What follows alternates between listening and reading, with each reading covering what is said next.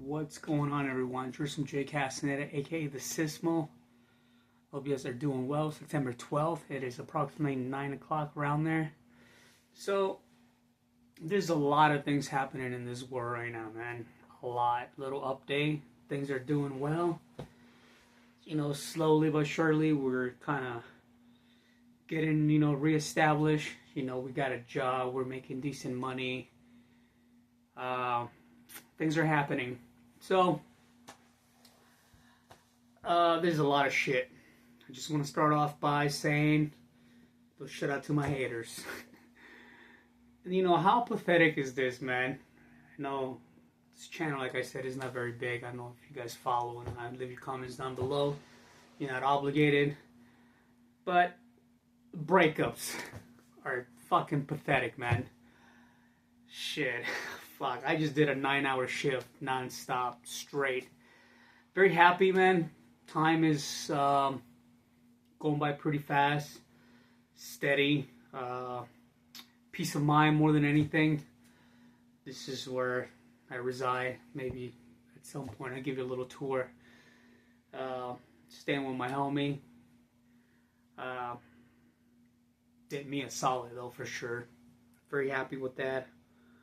So what can I say, guys? The separation, the breakup, pretty pathetic, though. She ended up keeping, like I've mentioned, my PlayStation, my Switch. She stole my Switch, my PlayStation, and she went and made a complaint for a transaction for a game that only cost I think it was like $40 or like $30. I don't remember exactly. So my account was suspended because of that, but you stole a hardware that cost fucking $500 plus. And the Switch, which I pay for that shit. Yes, you help with your credit, but at the end, you got your money, you got your credit. How pathetic is that, man? How fucking man. Like, it's fucking ridiculous, bro. That's what happens with breakups, guys. Like, lesson learned. Let there be a lesson, and I put emphasis on that. Sign papers, my dudes. Get it in fucking writing, recording, shit like that, man. Because at the end of the day, though, shit can go south any day. And how pathetic is that, though? I remember vividly, man. She used to come around, beat up. And by no means I'm trying to bash. She's a hardworking person. She's got everything. She's got unconditional love, support.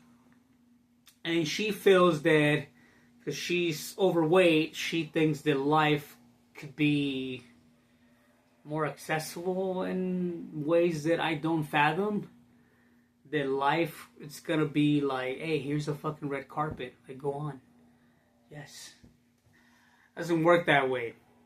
Be grateful for what you have. But how pathetic is that? You call, got my account suspended.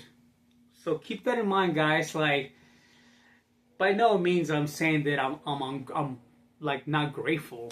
That I'm trying to be a dick about it. But, I feel like I'm obligated to some extent to say that to my fellow men. Be careful, guys. When, she tells you all this and that, you're blah, blah, blah. And, all women lie. Just choose the best lies that you like. Let that be a lesson. And, the hypocrisy, man.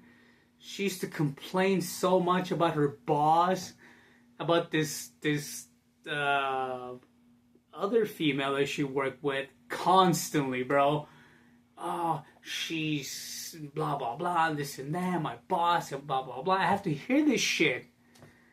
I was obligated to, support my partner at the time, and I did. But now they hang out, bro. They go out, they fucking, chit-chat, and, oh, I love you, and me, and all this bullshit. Fucking pathetic, man. don't you go there and suck some dick and fucking be real about it, man? Hey, I don't like you, blah, blah, blah, but you're lonely. You're miserable.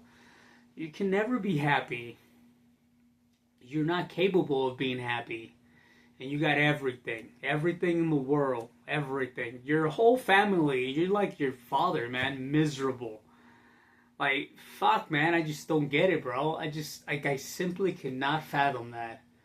The more I put it through the wheels of my mind, I just cannot come to a conclusion. Because different lives, different lifestyles. And you're a fucking racist. A fucking racist. This is why we're not together. And all this bullshit, dude, like, but yeah, you hang around with a Mexican and then you eat Mexican food. You know, racism is fucking so stupid because it's like a domino effect. It goes down from generation to generation, bro. And it's passed down. You're like, ah. But honestly, man, like, I can give a fuck. You want to be racist, that's fine. Don't eat my fucking food. Don't do this. And what is happening right now? Just changing the subject real quick. I just kind of wanted to say that. And I know you're watching. You're kind of, you know, but I have absolutely nothing against you. I think it's pretty fucking pathetic that, you know, you're a racist, you're a hypocrite, you talk shit about your boss, about your fellow co-workers, and then you're right there because you're fucking lonely. That's what you're gonna do. All you're good for is just, you know, you're gonna fuck, and that's it. So start sucking some mean dick. That's the only thing you're good at it, because you're not grateful for what you have. You're fucking pathetic. And it's not me talking shit, it's just me stating the facts. And I'm not bitter about this, because that is replaceable. I'm happy. I'm enjoying my life. But there's a lot of shit going on in this world. And there's dharma and there's karma. Look what happened to that prick. And I'm not celebrating by no means, though. But this fucking guy, man, you know what I'm talking about, the guy that just recently got shot. What a prick, man. What a fascist. What a narcissistic, self-indulgent fucking prick. Overly educated.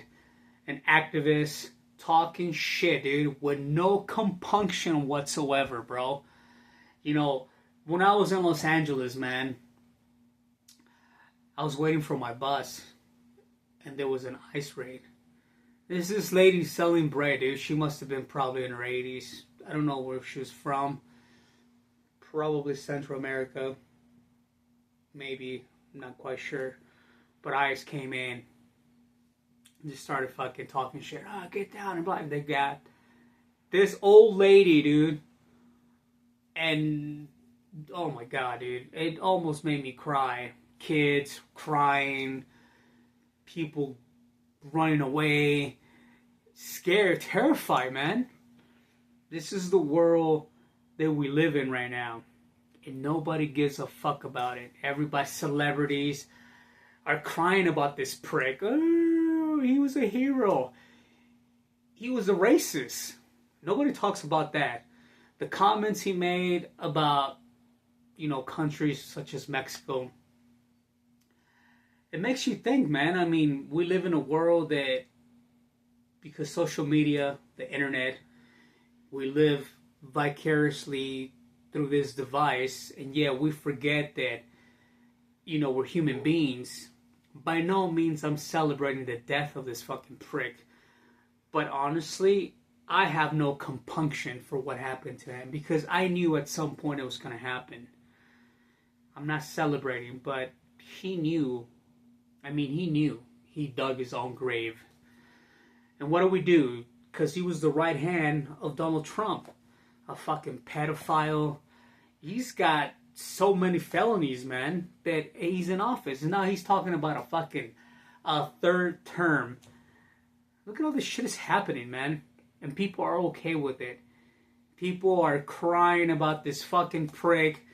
And he was a Christian, bro. Everybody's talking about it right now. Everybody's, oh yeah, you know, this and that.